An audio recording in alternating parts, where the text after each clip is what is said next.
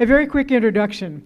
Most of you know that the United Church of Santa Fe, from its very beginning, has had a commitment to love God, love neighbor, love creation. That in our own church covenant, we talk about being stewards of the earth and living in harmony with all creation.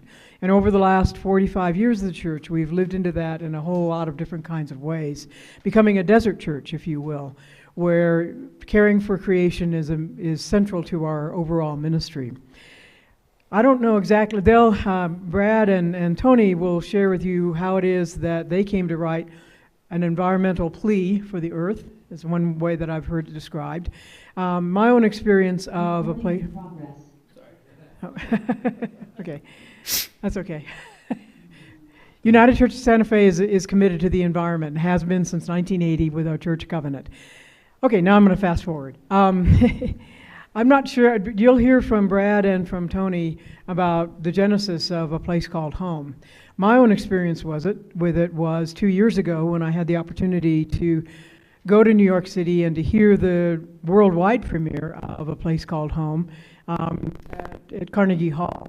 And after that, I said to Brad, we need to bring this to Santa Fe. And he thought that might be a good idea. So that's how the church has gotten involved in it. It's one of those things where, as a pastor, sometimes you ask forgiveness before you ask permission in terms of where the money was going to come from. That's all copacetic at this point. So it just seemed like too good of an opportunity to pass up, to get both Choral Lux and also United Church in concert together, no pun intended, with this wonderful, wonderful cantata. So thank you, Tony. Thank you, Brad. And I'm going to sit down now because you have a mic. I do, yes. Okay. Thank you all. Thank you. Thanks so much. Tony, great to see you. We spoke a little bit yesterday, but Tony and I have not known each other really too long, although I certainly have known his work, and I'll talk about that in a minute. But let me go to the top of that, of what prepared remarks I have. First of all, I want to thank Talitha and the whole congregation and the church choir of United to undertake this. We are now looking at our Carnegie Hall premiere as sort of the warm-up, and now this will be the real show. Because when we did it in Carnegie Hall, there were a couple of quirky things about it. One is that I had intended to write this for orchestra and professional soloists, and then the producing organization was the Musicians Union was striking. And so we could not use union musicians on that, beloved stage. And so quickly rewrote it for piano and 4 instruments. And then also for a variety of reasons, professional soloists were not in the offing. And so we chose soloists from within our ranks. And that worked out, really quite well. But now when we do it on April the 12th, we are going to have 4 pros, 2 of whom are singing in our church choir, Yasmin Lukman, mezzo soloist, and Javier Ortiz, our bass choral scholar. And I see little claps from the choir. Yay, we love these people. And then Amy Owens, the soprano that some of you know, who works for the Santa Fe Opera, and John Turano, who is local. So some Santa Feans involved. And then Choral Lux and 5 professional instrumentalists. The genesis of this piece came out of me reading several years ago, perhaps in 2019 or 2020, The Overstory by Richard Powers. Tremendous book. I recommend Richard Powers pretty much whatever he writes. And that was the first book of his that I had read, and I assumed he was some kind of plant biologist or something. And then I read The Time of Our Singing, that involved professional vocalists and opera singers. And I thought, well, he must be an opera singer. That guy, whatever he writes about, he goes into such great depth. And getting back to the Overstory, I learned about the sort of the secret life of trees. And I think we know some of that now more than we did even 5 or 6 years ago. That's when I had first learned that the roots communicate with each other. They can send signals. They can, if one is dying, the plants through the root system can provide nutrients to its sickly neighbor, and the intelligence of a different sort than we have, and how everything is wrapped together. And I think I speak for myself, and I maybe speak for some of you, that when I grew up, I certainly had at least part of my thinking was, God created all of the earth and then gave humankind dominion over it.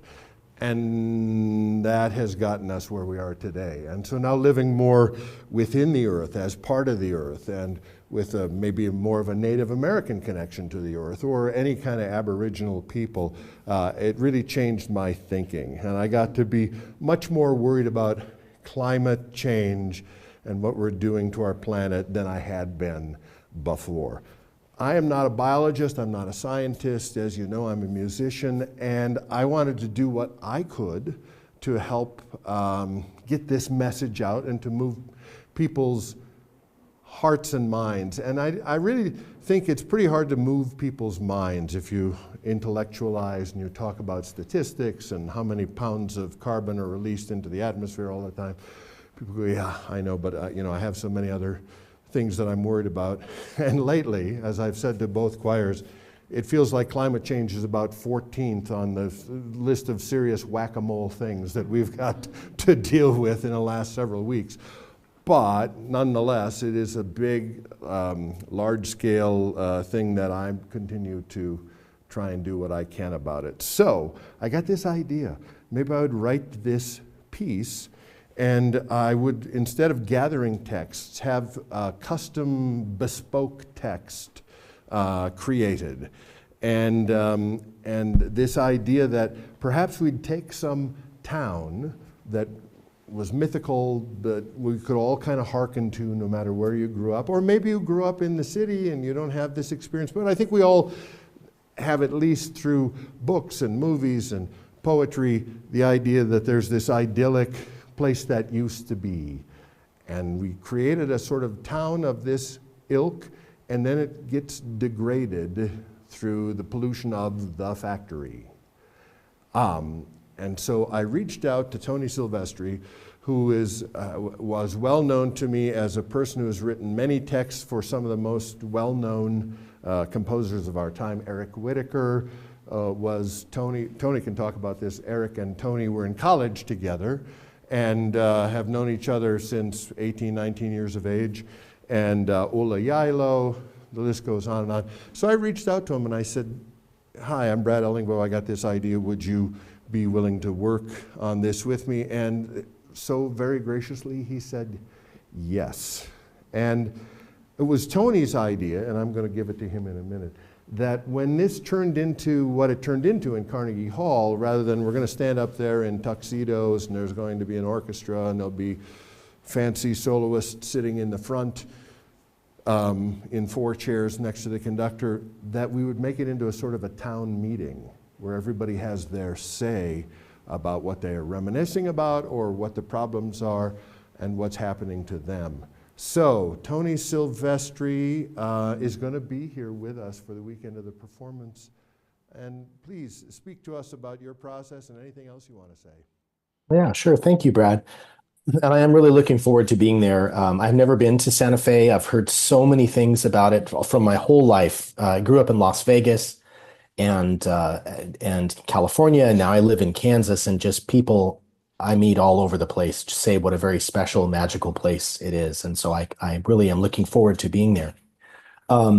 Yeah, Brad, when Brad contacted me about this oratorio, cantata, I don't know, this important work, whatever its moniker is, it really resonated with me as well. I think I've been concerned about the environment for a long time, and it's one of the many concerns these days. But it's a hard thing to write about. I wanted to craft a work that expressed concern, that gave a call to action, but that also didn't chide or didn't scold. I wanted a work that wasn't too preachy, but that had the message that it needed to have. And so that's a very delicate thing for a lyricist to do, because of course it's going to have this grand presentation, in Carnegie Hall of all places.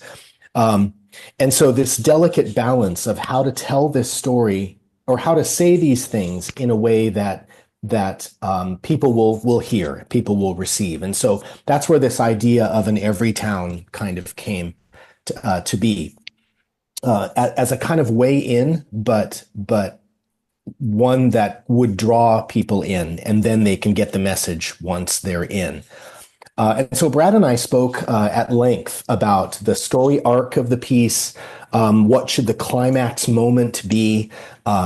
Should it be dark? Should it be joyful? Do we come out into redemption at the end? And how many movements should there be? And that sort of structural conversation. And in the midst of that conversation, Brad and I stumbled on a lot of emotional, powerful words and images, and those things got written down and circled. And so my poetry then was deeply informed by those initial conversations. And we met a couple of times. We were in the same state at the same conference. And were able to meet a couple of times to just solidify this. And so I was off and running, creating texts, and I would feed Bradley texts as I finished them, and starting with the old oak, which is sort of this anchoring symbol of the town. Brad, you mentioned Native American indigenous voices, and I think it's a really important story to tell. And I long to hear a work from the First Nations perspective about the environment, but that I am not the voice for that. That I don't feel that it's appropriate for me to write in that voice, in that style. There is a mention of the people that lived in this town near this tree before there was even a town, and so there's sort of a nod to the many centuries and generations of Native people that lived in that place, but. I don't feel like I can tell that story. And so that's their story to tell. And I long to read more about that. So yeah, as this town took shape, I was thinking about James Agee's Knoxville in summer of 1915 as a kind of or Our Town, the play, as a kind of an example of what this would feel like and what it would look like. Just kind of the curtain opens and we get this glimpse of this place that's had a history that friendly folks, nod to us as they walk by and invite us in. And then once we get to know the characters and their place, then they can begin to reveal to us what's been going on there. And so the several movements of a place called home tell the story of that town. And in the center of that town is a mill. I called it Old Brick. I wanted to invent a kind of history for it and a slang about it. It's one of those one industry towns. My family grew up in my dad's family in a steel mill town in Pennsylvania. And then I grew up in Las Vegas, which is really a one industry town as well back in those days. So I tried to evoke that kind of relationship with the town employer, not to sort of, again, shake a finger at industrialism or at factory owners or whatever, but it does kind of tell that story. And the big boogeyman of our work is a fire, a forest fire. That's another part of the environmental concern that we have, not just pollution, but the effect of pollution on the weather and the way that droughts and carelessness can lead to a devastating fire. And so that's the big climax moment, the devastation of that fire that actually destroys the mill. That puts everybody to work. And then the town regroups and figures out what's next. So there's a lot of drama. There's a big story arc there. And to have the singers dressed in just normal clothes, I imagined somebody with an apron on, somebody in scrubs, or in a business suit or a t-shirt and jeans, sports uniform, just all of us just sort of gather doing what we're doing. And we come together to tell this story of the town. So I'm really looking forward to how it all comes together. I wasn't able to be at the Carnegie Hall premiere or dress rehearsal, grand dress rehearsal, let's call it that. And I really do look forward to being there with you all in April. Wonderful. Yeah, we can't wait either. You have the libretto in front of you, and I can't remember the exact order that we were working on this, especially 4 years ago, kind of, and then we premiered. Yeah, it was a minute. Yeah, it was a minute. Yeah, in 2023, and then it lay there for a while, and now we're preparing it again. But in essence, it is a 10-movement work with 9 sets of text by Tony. And I think of it to some extent in 2 halves. The piece starts, if you will, with the second movement. Those are the words that we put at the front of the show.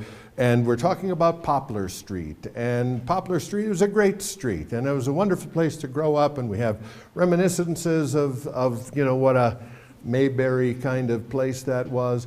And as a matter of fact, that is the kind of town I grew up in, actually. So that was easy for me to imagine.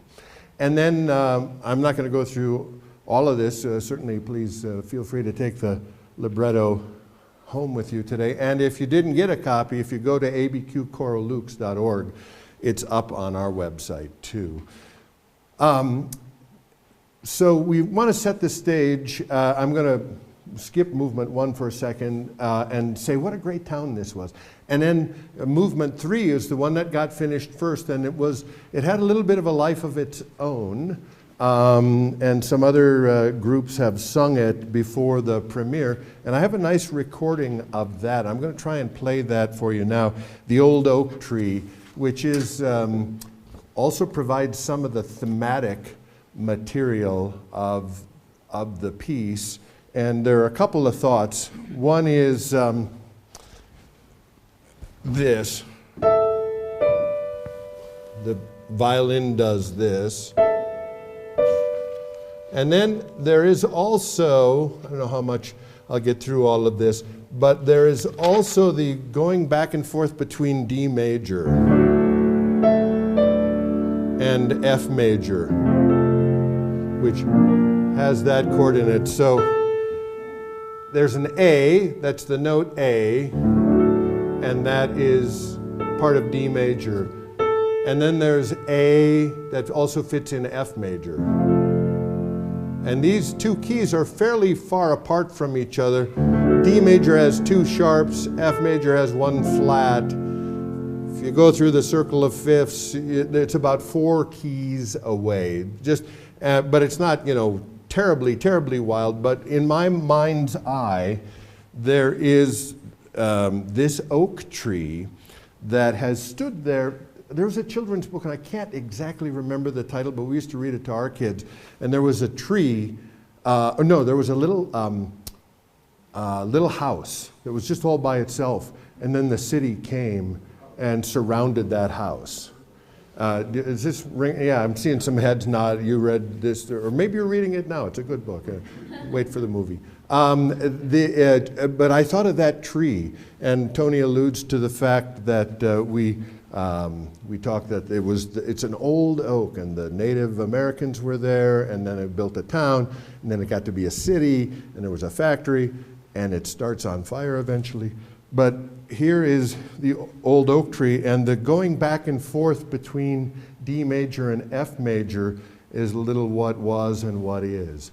Some of those images, like if you see a movie with time travel or something, and somebody's standing in front of an old building in New York City, and they continue to stand there, and then behind them is a skyscraper, and it comes in and out of focus. So there's a little key relationship. Now let me see if I can get this to work, theoretically. Number 3.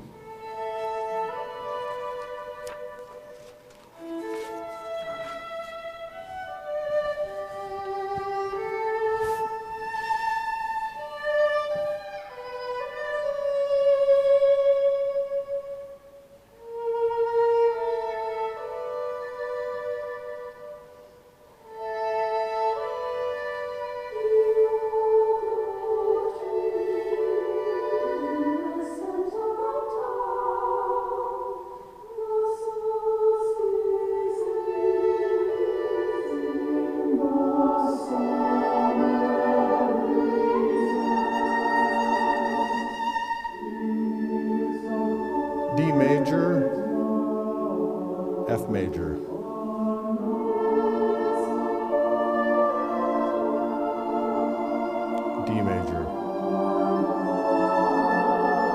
F major,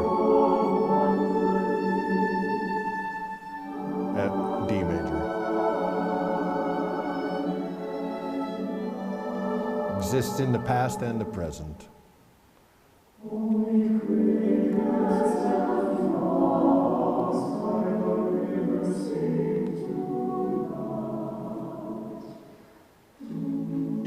I'm thinking Aaron Copland, Wistful, those old days when we were kids.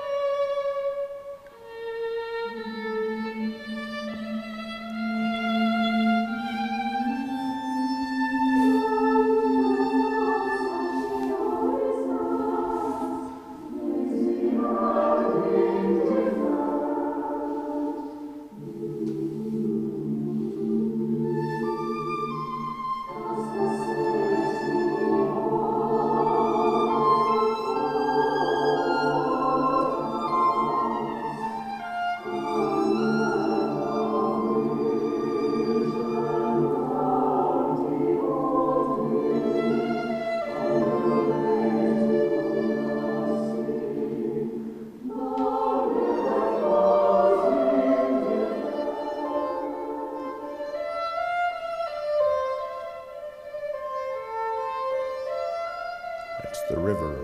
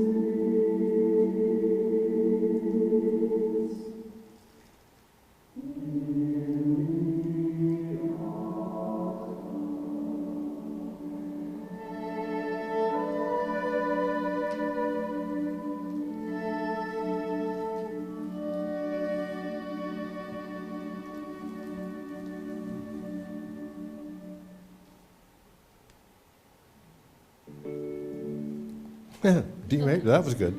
Well, yeah, bravo. I feel like when somebody has a beautiful text, my job is to put a frame around it. And, you know, I've set the texts of Walt Whitman and the Bible and Siegfried Sassoon, and so, but hardly ever have I worked with a living poet, and so we can talk later, but I hope that I put a nice frame around your painting. I always like to say that as a poet, I'm very lucky that people encounter my poetry with custom-made soundtracks by great composers. So I'm the lucky one. Oh, that's very kind of you. Yeah, the an earlier point that Tony was making that I meant to build on was that we change people's behavior by changing their hearts. We like to think that we're all logical and we do this because it's the best thing to do, but we do this because we want to for some reason. And so rather than lecturing people about carbon offsets, I wanted to say, I love this tree. And this tree is central to this story. If you go on to Tony's next text, I wonder, black smoke rises from the old brick mill as it's done for 100 years. The steam whistle signals the end of the shift like the slow heartbeat of this blue-collar town. This is a bass solo going to be sung by Javier. 44 years I gave this mill, the price of the American dream, I guess. Used to be a man could raise a family on his wages from old brick, but not anymore. The young folks have all moved up to the city, and honestly, I don't blame them. So the old oak tree ends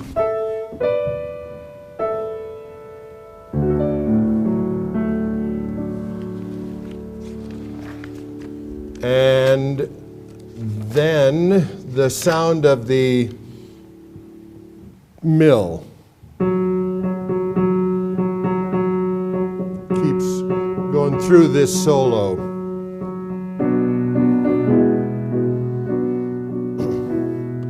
Black smoke rises from the old brick mill as it's done for 100 years. The steam whistle signals the end of the shift like a slow heartbeat of this blue-collar town.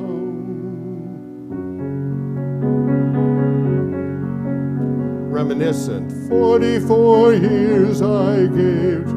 So you get the idea a little bit, I hope anyhow. 44 years I gave to this mill. And then he goes on to say, our town ain't what it used to be, that's for sure. The old city oak I climbed as a child. Like me, I think there's a typo in there. As a child like me is showing it, like me is showing his age. But the old mill keeps on smoking. And then jump ahead. Makes you wonder, what was it all for? Could we have done something different? Made a better life for ourselves and our children? I grew up in a little town that then became part of Minneapolis, and when I talk to people from up there, they say, where are you from? And I say, Lakeville. And if they go, I don't know where that is, then I know they've been gone a long time. And if I say Lakeville, they go, oh, everybody's from Lakeville. It had 900 people when I was born. It has 80,000 people now. And the first high school that they built in 50 years, our class was the first one to graduate out of the new high school. There are 3 more high schools since then. But there was a beautiful old tree where, and it was kind of, instead of being in the village of Lakeville, it was kind of out where everything was growing. And they put that, they didn't tear that tree down. It was in the middle of the parking lot, and they built a little square around it with a little place to sit. And, you know, it was such a beautiful old tree. And then they built the building, and we had the inaugural days, and we were the first ones to graduate from. And the summer after that first year, some kid went and cut it down out of spite. Yeah, it was a 250-year-old tree. And so I was thinking about that tree when I thought about the beloved old oak. Tony, leap in any time, but I wanted to, you know, trying to give you a taste of what it's like when I'm missing, you know, everything else. It's just meant to be sort of in black and white, but come in April and it'll be in color. I wanted to compare and contrast to the premiere a little bit. And that is, once again, we will be dressed in street clothes. And so if I back up a step and talk about the form of it, and then I want to give it to Tony for a minute, it's in 2 halves. And in the first half, we want to tell you how beloved this town is, how pretty this town is. The 5th movement is sung by the quartet, and it's about bird song. But the bird song, and there are little thematic things of the birds all scattered all throughout the score, but the birds, there are fewer and fewer of them as the piece goes along because the birds are dying. And then in the second half, if you look at Tony's score or text, the second half is tearing it down. The first half is building up Eden, and the second half is tearing it down. And there's a fire. Blazing summer coils itself around this part of the valley. and we certainly know from fires here. Many flee to the shade of the woods, a cool illusion under the canopy, but it's hotter than ever in living memory. No respite of rain in sight. And the chorus starts to chant now, and they don't sing, they chant like crazy football hooligans. A careless spark becomes a flame, the hungry flame becomes a fire. The fire, wild and raging, roars until the forest burns. And then there's a kind of cacophony in the players, and then we stand and stare at the burning mill like Pharaoh's host before the sea, our livelihoods rising up in flames. So much is lost, so much now barren. All is ash and cinder, from every voice a cry of anguish, mourning our beloved town. So if you didn't love the town in the first place, it wouldn't matter so much, but we're trying to get you to love it, and then this happens. And then the question of whether to rebuild. Tony, I've been talking a lot, but jump in here and tell us more of the story.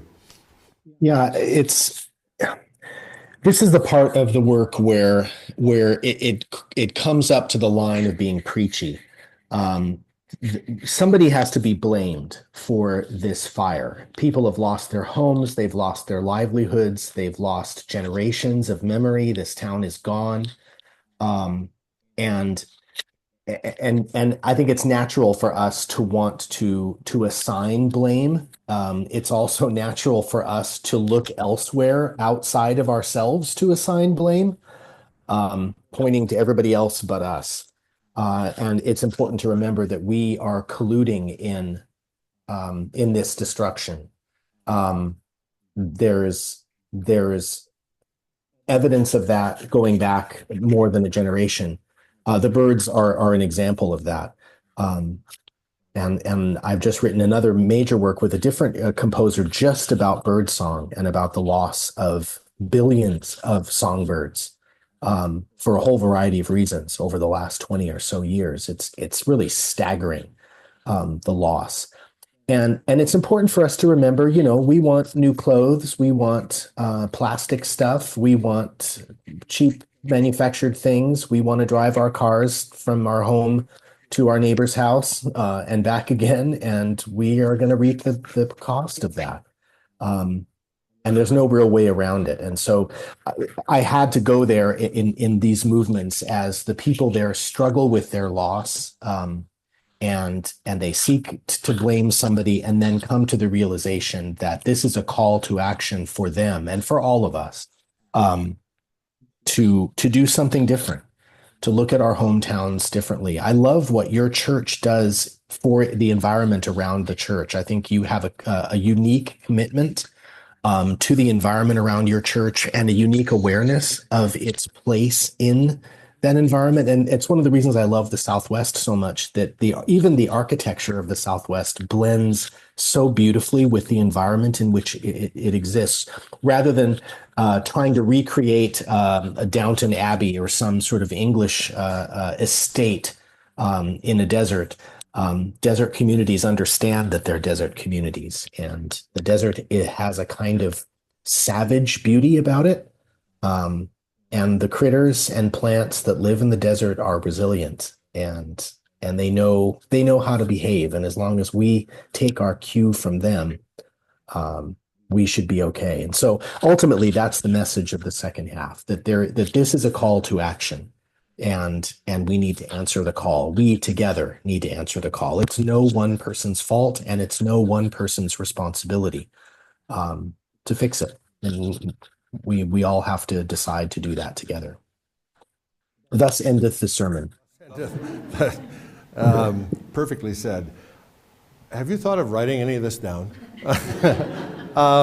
So I keep alluding to the fact that there's a first movement of the five, and that's where we come on stage. It's a nice town. People nod to each other. People shake hands. The second movement, we sing about what a nice street we grew up on. The third movement, you learn about the beautiful old oak that's the center of the village. The fourth movement starts to hearken to maybe something is not always right in the state of Denmark, and the singing about the factory. And the fifth movement is talks about birdsong. We love birdsong.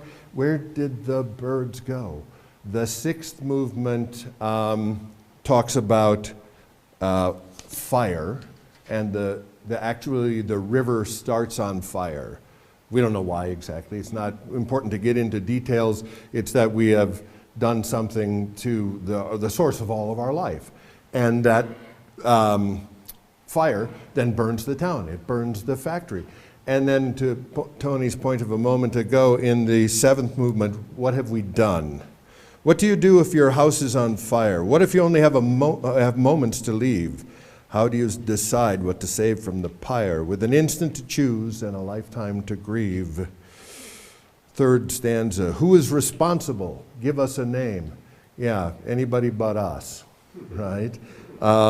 In this chorus, musically, and I can't play it actually. One of my good friends said to me, how can you write music and not be able to play it? And I said, well, I can't play the oboe.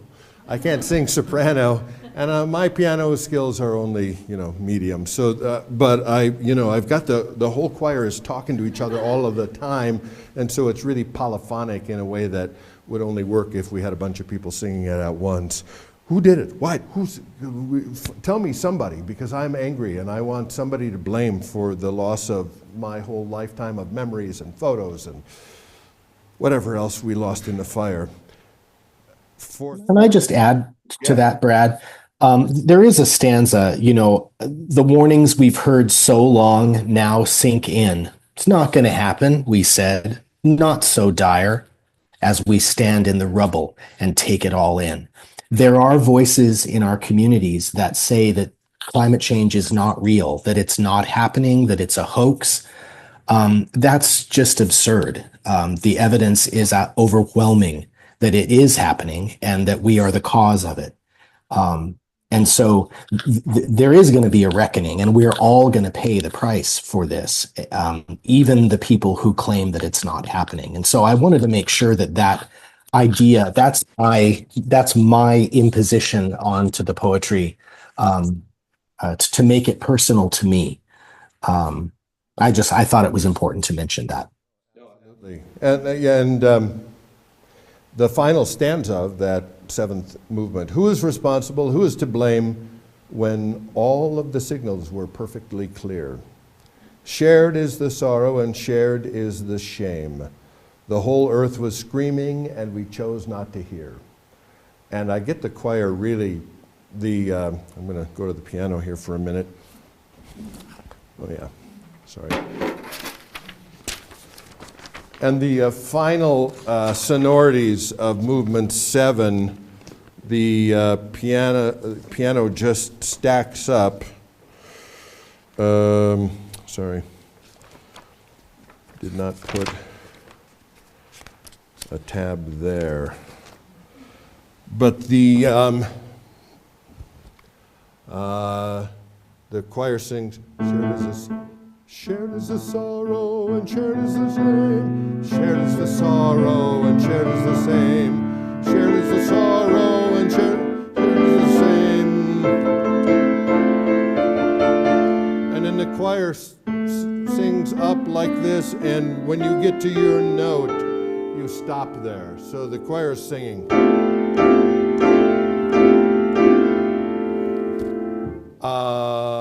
And then finally, the whole world is watching and we chose not to hear, and I can't play my own music all the time.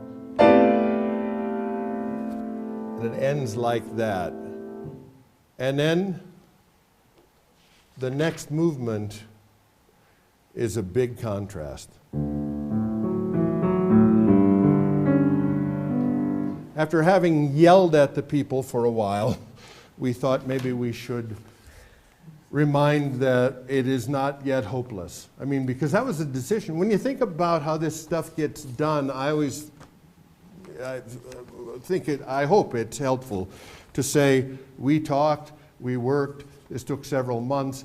I think if you say, you want to write a short story or a novel, you'd say, well, I'm no writer, but at least you could kind of imagine doing it, probably. I mean, you've had to write other stuff, and maybe you'd think, well, my imagination is not that great, but sure, I'll try it, you know, or something like that. But how does music get written? How do words get, well, poetry get written? Well, it's kind of the same thing.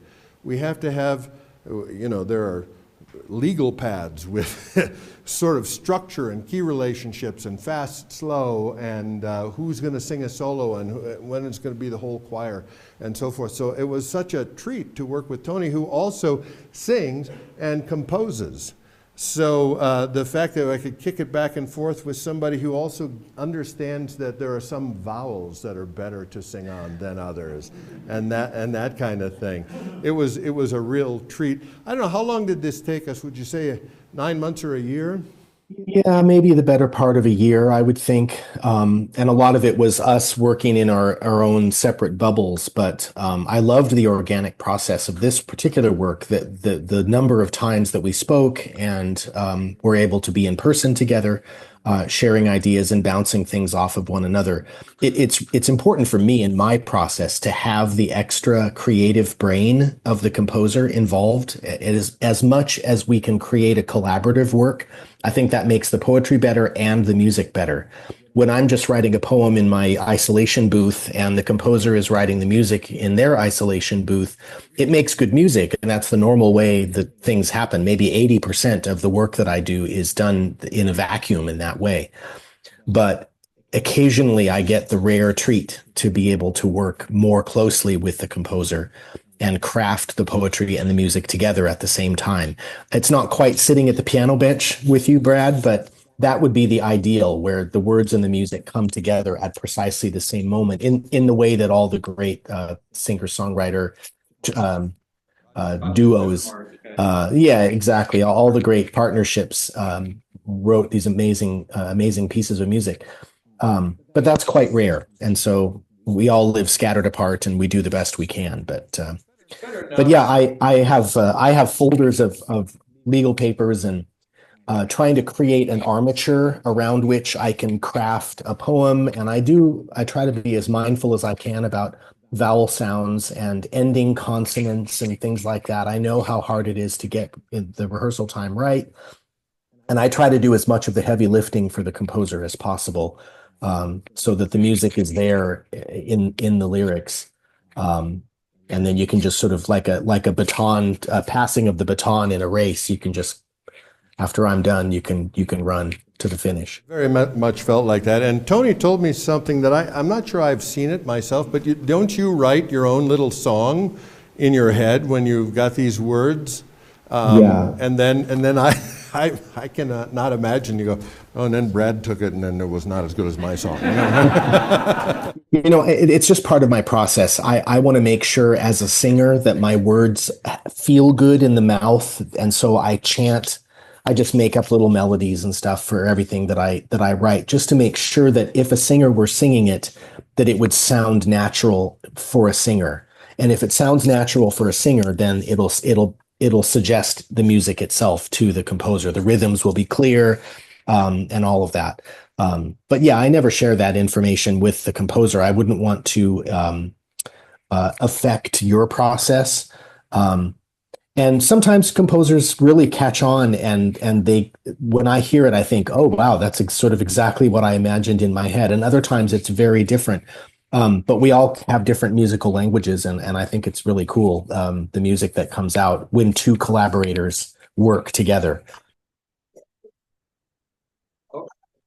If any of you are creative folks, I would encourage you to collaborate on a work of beauty, whether you're a quilter or a cook or a gardener or a poet or a musician, whatever, painter. Work with somebody else and let your creative mind be affected by the creativity of someone else. And I think you'll be surprised that the work of art you create is of a higher quality. It vibrates at a greater level than something that you make by yourself. Well, in all sincerity, I was deeply honored when you agreed to do this, because his reputation preceded him, so I reached out to him and he said yes, and it's been a real labor of love, and I hope you're going to come and hear this. I'm going to bring the horses into the barn now and talk about the crux of the matter when we got to movement 8. was, are we going to say, the world's going to hell in a handbasket, as Denethor says when he goes mad in The Lord of the Rings, go and die as you feel best, What do you say? No, we can still, if we make changes, otherwise what's the point? But we do have to change. So the soprano soloist comes on, and she sings about her hometown. Let's see.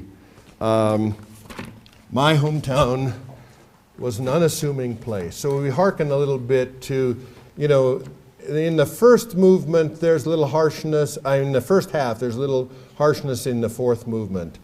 In the second half, there's some lyricism in the eighth movement. And she sings, my hometown is an unassuming place, snug between the river and the woods. 7 generations grew up in its grace. Built where the first ones once stood. That's Tony's allusion to those who preceded us. And then at the end of this little arietta, she sings, we cannot return to the past. We cannot return to the past. 6 generations in the land of the free. I can't sing that high.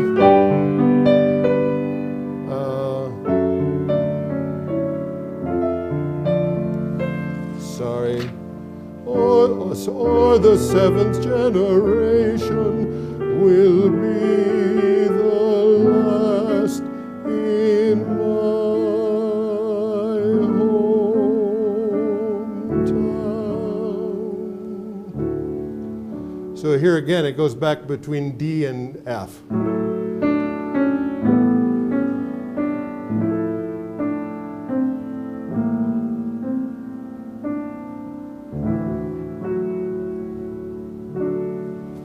And we get to the 9th movement, and the old oak tree in the center of town now stands bare among the ashes, and so we get this, which is from movement 3, but now.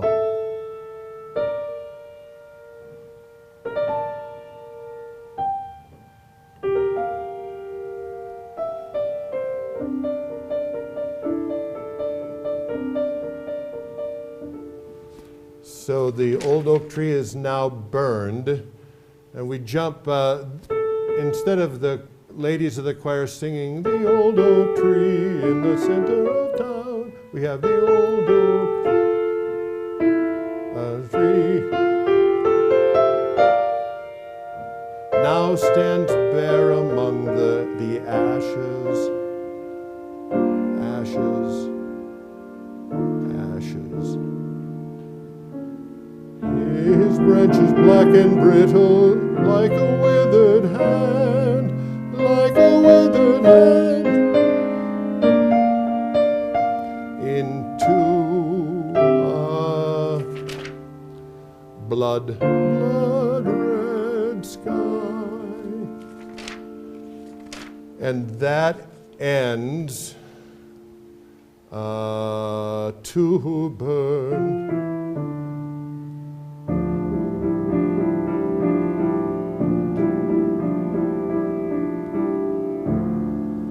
Oh boy.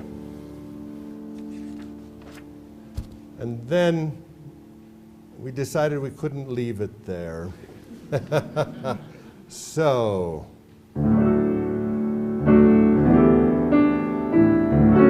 this is Yasmin solo. We all have a place we call home, a place we call our home. The choir comes in. It's kind of an anthem. We all a place we can call our home, no matter where we wander, wherever or how far we roam. We all have a place called home.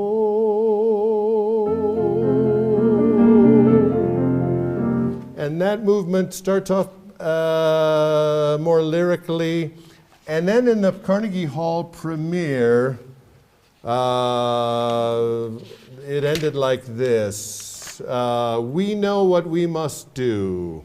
We know what we must. It's way higher than that. Go and answer the call. Now is the time. Then the choir sings, go.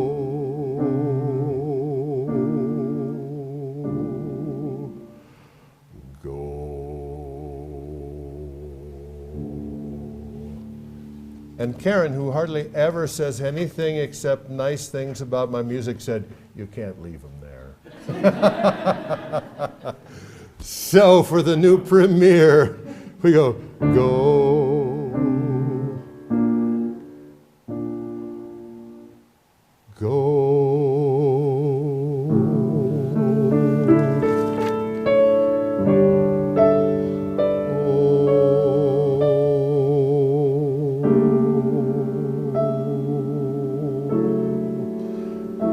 Unfinished.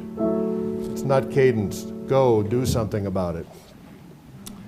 So, I've been greatly inspired by Talitha's ministry, by my friendship with Larry and many of you, and the work, as Tony alluded to, around the outside of the church, and the fact that the church is paying, for the rental of that beautiful theater so we can do what we meant to this time around and have Tony be present. It's going to be preceded by a forum with Tony and myself. Mary is right here, Mary Hasba Russell, and Larry Rasmussen and Talitha.